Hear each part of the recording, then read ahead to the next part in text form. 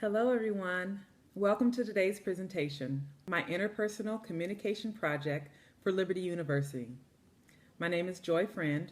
I'm a 17-year career soldier stationed here at Fort Knox, Kentucky. I'm often described as being very positive and outgoing. I'm extremely friendly and encouraging. I'm currently pursuing my master's degree in Human Services and Counseling with a focus in life coaching. I'm the creator of a website called A Place for Joy in All Things Inspirational. I'm an inspirational speaker and coach and a member of Toastmasters International. I really enjoy serving my community through church and other organizations. I'm recently engaged and I have 2 Pomeranians. My goals after retirement are to continue coaching and speaking to groups and businesses all over the world. One day in the very near future, I'm going to do a TED Talk. I also plan to write a book or 2. My life has been filled with many adventures and lessons, and I want to encourage others by sharing my experiences in hopes to motivate them for success in their own lives. I plan to use the skills and knowledge I have gained through my higher learning and the military to further my success in these endeavors. To do so, I also need to improve my communication skills and interpersonal skills and listening skills. Out of all the classes that I've taken thus far in this master's program with Liberty University, Studies in Interpersonal Communication has been my favorite. This class has been extremely rewarding, and it is my desire to share with you what I've learned. These reading materials, Bridges Not Walls by Jon Stewart, Why We Don't Listen Better by James Peterson, and Listening, the Forgotten Skill by Madeline Burley Allen, they were more than just textbooks. There were guides for a unique learning experience because of the material that was presented inside of them. It was almost impossible not to digest these books without a desire to improve my listening and communicating. I've always prided myself in being a good communicator and a great friend, always willing to help someone, even strangers. But in the past few weeks, by taking this course, I realized that I'm not as good as I thought I was. So my overarching goal is to become a better listener by doing what Stewart defines as interpersonal communication. He says it's the kind of communication that happens when the people involved talk and listen in ways that maximize the presence of the personal. That is, the unique, unmeasurable, responsive, not reactive, reflective, addressable communication between people, verbally or non-verbally. I know that's a lot of words to describe it, but in basic terms, it's the qualities that encompass communication, things that happen simultaneously, the giving and receiving, or inhaling and exhaling of information, words, dialogue. At the very beginning of the course, before we even got into the textbooks, we were given the task of completing a communications test to see where we stood with how we truly communicated, and we were to do a uniquely you personality assessment. I was not surprised at all by the results of my assessment, but they did help me to discover some holes in my communication. As we got into part 1 of Stewart's book, Bridges Not Walls, I was able to take a mental background inventory on how I was raised, recalling the interactions I had with my family and how we communicated with one another, how my parents and my community responded to me. These same lessons were discussed in Chapter 2, How We Get to Be the Listeners We Are, in the book Listening, the Forgotten Skill by Madeline Burley Allen. Allen tells us we're often unaware of our childhood experiences, influences, or adult behavior. We mimic our behavioral patterns from childhood into our adulthood. Now let me share about my behavioral blend from my Uniquely You assessment. The Uniquely You assessment is based off of 4 types of personality traits that uses Dr. John Gear's DISC model. D standing for dominating, directing, demanding, and determined. I standing for inspiring, influencing, and inducing.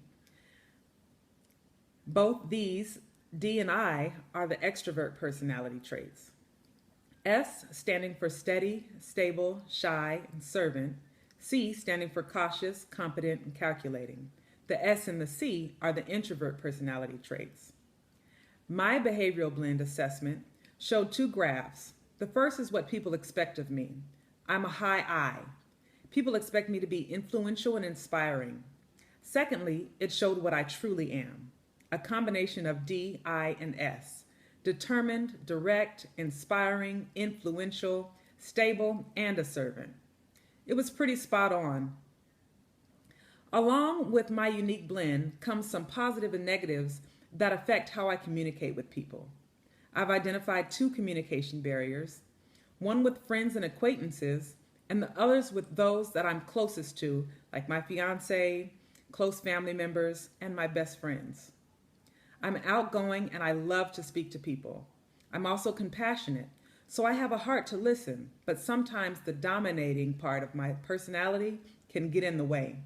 As soon as someone begins to tell me their story and I hear the problem, I jump in and try to fix their problem. Stewart says he had the same experiences, butting in to solve other people's problems, and that didn't work with him as far as his job as a counselor was concerned. He began to practice the teeth in tongue message to allow the talker to talk and to take his role more appropriately as the listener. He also states that oftentimes, if given the opportunity, people really do have the answers to their own problems. Our jobs as listeners is to help them discover the solution, not give them the solution or discover it for them. Allen also addresses this in her book. She states that when we do something for someone that they can do for themselves, we contribute to their fear and their inadequacy. This does more harm than good. My second barrier is more challenging because it deals more with those that are closest to me, the people I share intimate moments with, the ones who really know me and I know them. Most recently, I've noticed this barrier rearing its head during disagreements with those in my immediate circle.